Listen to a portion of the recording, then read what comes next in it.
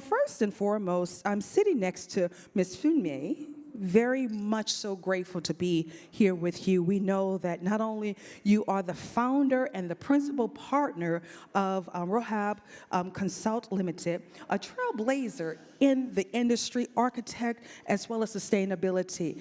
And I'm so grateful to have you here with us. And then we have the gentleman to my other left, that is Mr. Ray Day. He is the president of the International Intelligence Association, bringing a global intelligence lens to how we navigate markets alongside with policies in the AI industry. And then, of course, we have the man himself, Mr. Udeh. Mr. Udeh is the chairman of the African Import-Export Solutions, connecting Africa to the world through trade and commerce. I'm ready for this one. Are you guys ready? Oh my goodness. I'm so excited to have you guys here, especially where it relates to artificial intelligence. We're gonna dive right on into that. I wanna hear your perspectives in that space because we know it has been able to transform our lives in so many different facet ways. And here we are speaking about how we're bridging that gap for not only Africa, but how we're taking it to an innovative approach. So I'm gonna start with the professor himself, Mr. Ray Day, all the way from China to pour into us about this area and how much and how far it can help us in regard to the innovation with Africa. Ray, do you mind being the first to share? Sure, that's my honor. And actually, it gets emotional when I hear Africa because I got a lot of support, lots of help from people in Africa, from Africa. And actually, there is a survey conducted by, I believe, World Economic Forum. They did a survey to find out which nation loves Chinese economy. They believe in Chinese future of economy the most. And guess, China only ranked number 2. And there's a nation loves China more than Chinese do. That is Nigeria.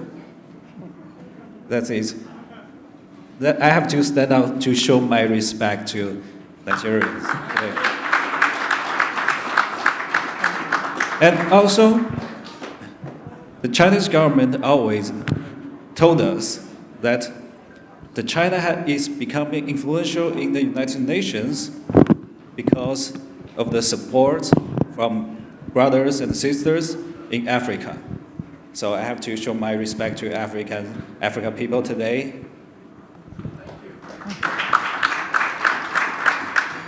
All right.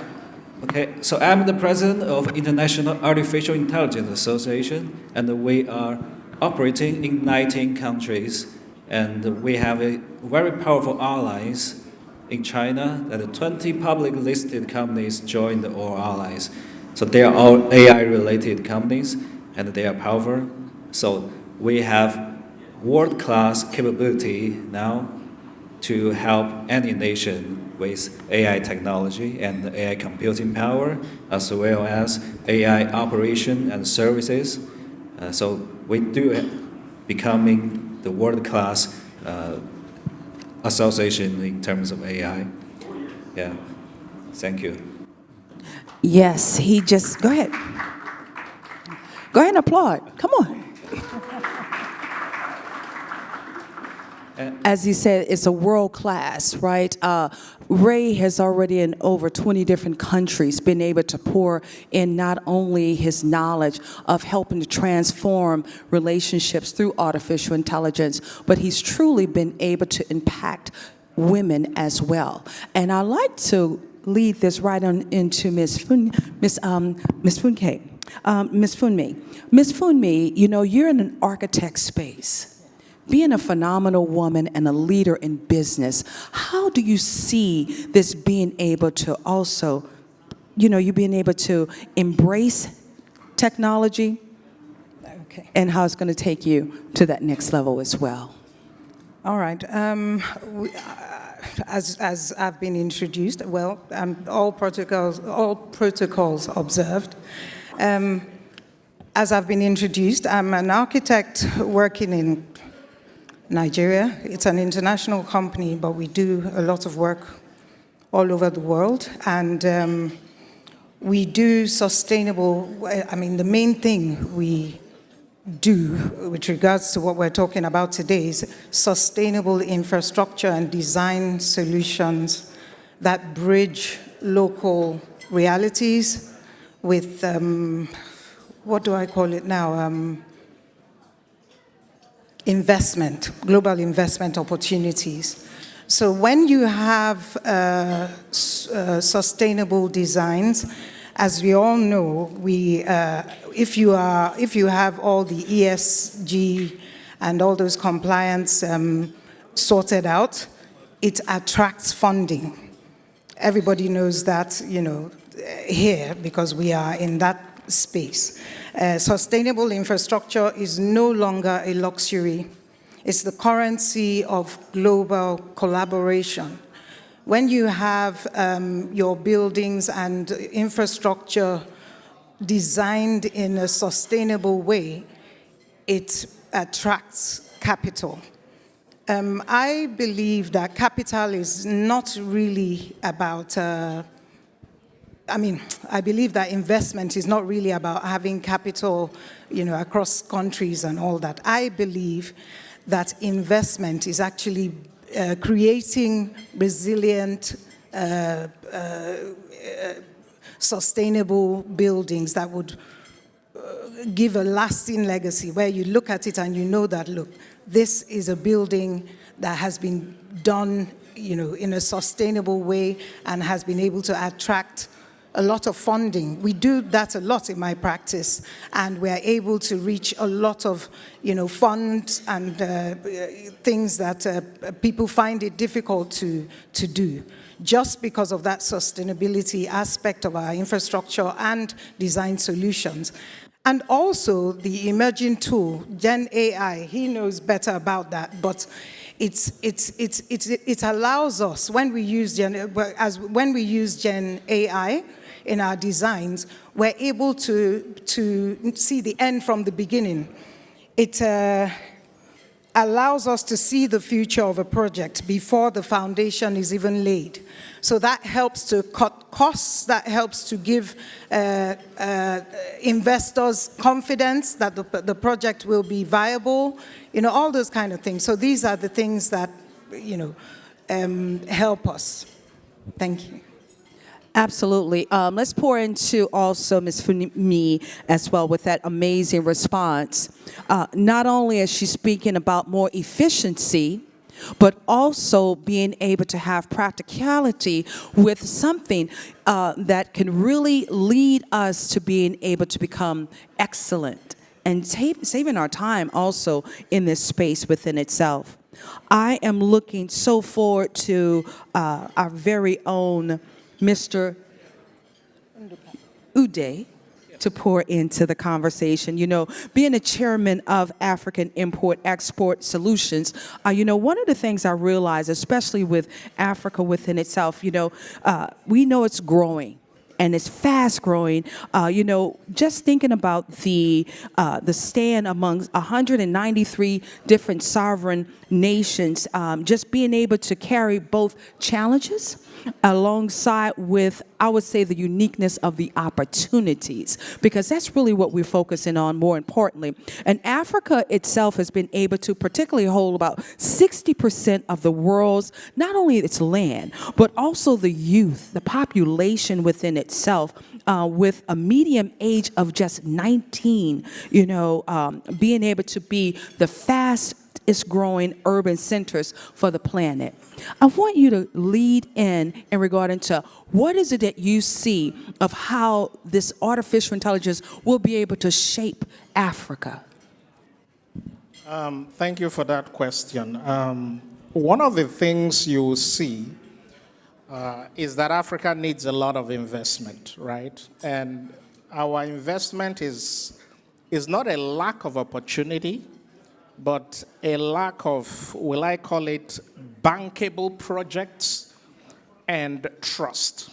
So what do I mean by bankable projects? When you are talking about global investment and global capital coming into Africa to impact the content, the projects must be such that is bankable. And when I say bankable, those who are investing in these projects must be able to recover their money.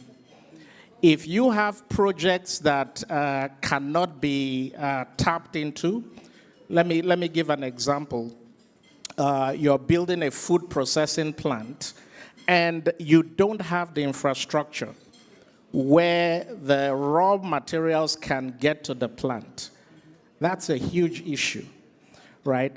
Now, again, like I said, you also have a lack of trust in terms of, if I have, $10 million to invest in Africa or $100 million, who do I trust that money with, right? And that is where AI is playing a big role.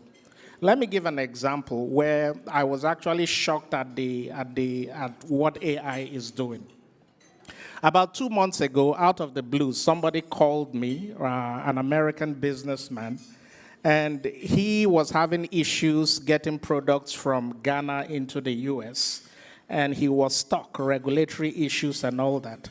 And I had like a 2-hour consultation with him. And after the consultation, I asked him a simple question: how did you find out about me? And he was like, AI recommended me as the right person to talk to.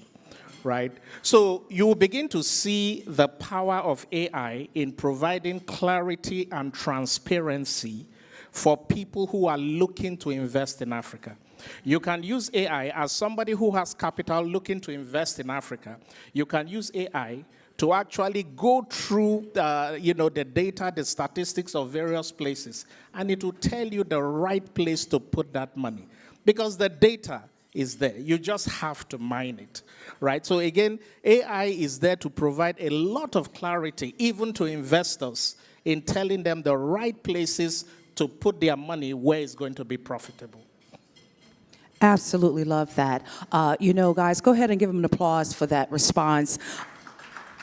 You guys can multitask. You can eat and clap at the same time, all right? The great part about that is truly what you said. The information is there. The resources are truly there. I would like to ask this question, because we understand, especially this group of visionary leaders in the room today, as we are not only just fostering greater relationships, as we're pouring back into the community, I'd like to ask this big question. Who are we missing? Who's being left out right now? That's a huge question within itself. And I'm going to lead to you first, Funmi. Who's being left out? And if we know they're being left out, what is going to be our responsibility as being innovators to make sure we get them included in learning this space? Who's left out? Obviously. Well, for me, I'm a woman in a male-dominated field. It's not easy. I remember back in school, we were just about 7 ladies in an architecture class of about 45. And of the 7 of us, there are only 2 of us still practicing architecture today. It's not easy. You have to be resilient. You have to be strong. You have to know your onions more than your colleagues, because anybody that wants to give you work will first look at you and feel, oh, she's going to build a house that won't stand the test of time. She doesn't look like she can. I do major projects, and for many years, a lot of people were just a bit, I had partners that were men, and they just thought, oh, they're the ones that do the work. She's just the face of the business, until one of my partners got cancer, had to, travel abroad for a while, and the other one got a government job. He became a commissioner, and I was left alone, and everybody was waiting for it to drop, for everything to just go to pieces. And that was when it was like a springboard for Rehob Consult Limited. When I took the driving seat. I'm the principal partner there now, and I'm the founder, but I always left my male partners to just do everything while I was having my 4 children. And when that happened, I became the driving force, and everybody saw that she's the one. So we just have to work hard. We have to make sure we don't, do things that would negate what we are. And at the end of the day, we are strong, and we just, have to do what we need to do to make everybody know that we are what we are. We have God-given talent, and as women, we have to show forth this. Thank you. Absolutely. Especially where it relates to the women and the young children. And that's one of the messages that we were hearing earlier. It seems as if we have that strong force of allegiance with our men, but the key here is how we collaborate with bringing together the men and the women. So therefore, we make sure no one is left behind. Udeh, you said something that was so powerful regarding to that trust and how we have to level those relationships. Share with us, right now we have a vast variety of personalities on the stage. We have China, we have the United States, we have Africa. How do you go about cultivating better relationships where relate to trust? And what are you and your company willing to do from that import and that export area? I know yes. I didn't get you quite well. Can you summarize? I was just saying, in regarding to the collaboration as the new currency, what is it that you're going to do with your arm, and how you're going to be able to take a position and transform lives? So basically, how do Africans collaborate, right, to get, reach where they want to be? Thank you, guys. Sorry. Basically, your question is, how does Africa collaborate, right, in order to reach where they want to be?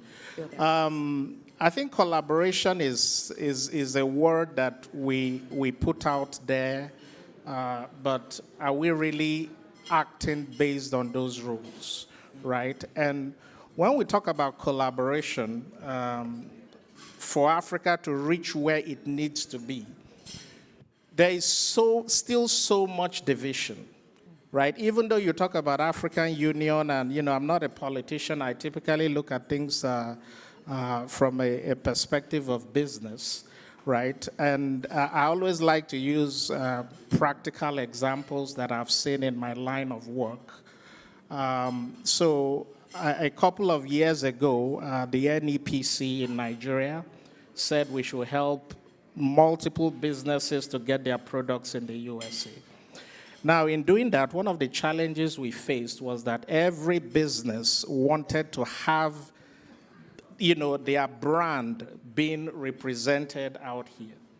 And it's difficult, right? So why do I say it's difficult? Because if I go to a HEB or a Walmart and I tell them today, this is the brand of cashew, tomorrow this is this is that, they are going to be confused about branding. And this can go all out in terms of Africa, right? You have Ghana pushing their product. Nigeria is pushing the same product. Sierra Leone is pushing the same product. And when you have a global market, we begin to compete against each other. So when you talk about collaboration, we should begin to look at real collaboration in terms of economic terms. How do we get products from Ghana, from Nigeria, from Sierra Leone that are the same product, but the international community sees it as one? And when those products are sold, right, each person gets its own share. That is real collaboration in terms of economic issues. It's not about everybody trying to do their own thing, right? And until countries like, ECOWAS begin to realize this, it's not about each country trying to push themselves as number one, right? There is enough in the global community to buy the products that we make. but let's come together as one and push it out there as one single brand. You become stronger when you are united, your bargaining power, right? That's the principle that formed, what do you call this? This petroleum OPEC. Because they are able to come together as one, they have a stronger bargaining power. And Africa, we need to begin to do this in all areas, right? I appreciate that. And truly, the last question is going to be to you, Renee. Guys, where we relate, as you said, we're coming together as one. The key here is how we're going to build up the youth, how we're going to make sure that they're also embodying this information. So, Ray, I'm going to leave that with you, so therefore you can close us out with this segment. Yeah, I believe there are people who don't want to learn, are left out in this AI era, and the youth, well, if they have internet connection, they can access AI freely. So, and we need to guide the youth to use AI and help them to build the habit of learning. And I believe that is the crucial thing for the youth to stay in this era, stay valuable in this era. And we are providing the AI training, AI certified program in 19 countries. And we are providing them for the youth, for teenagers, and lots of programs are for free. And that's our contribution to this world. And also, we are going to launch a world guarantee program that is using AI to help world hunger, using all kinds of AI technologies from growing crops to predicting the weather to trading, and I believe that also help the life of youth. Yes. Absolutely incredible, guys. Let's give it up for the wisdom for our incredible panelists today. Not only we are going to be bridging the gap, educating ourselves, but also including the youth. The key here is infrastructure, as well as being able to have that artificial intelligence, showing that we can accelerate not only in business investments, but also, guys, just being able to have more efficiency as well as proficiency in this space for innovation. And last but surely not least, we have to have policies, but what we're going to do, guys, we're going to make sure we have the essential information to bring it all together. So, guys, let's give up another round of applause for our esteemed panelists for today. Thank you so very much. And we're going to go ahead and do a group